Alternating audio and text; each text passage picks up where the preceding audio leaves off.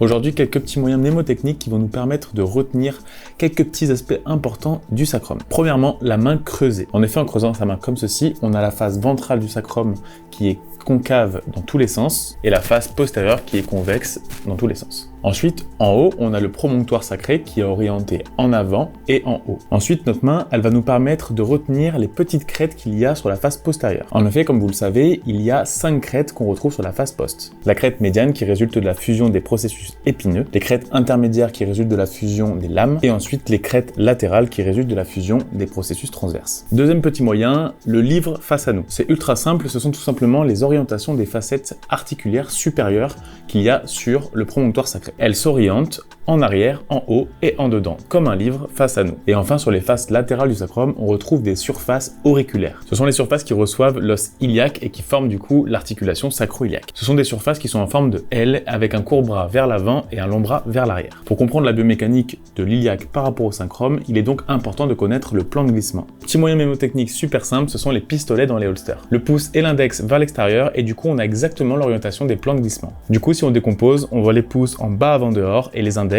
vers bas arrière dehors. Allez, bonne révision.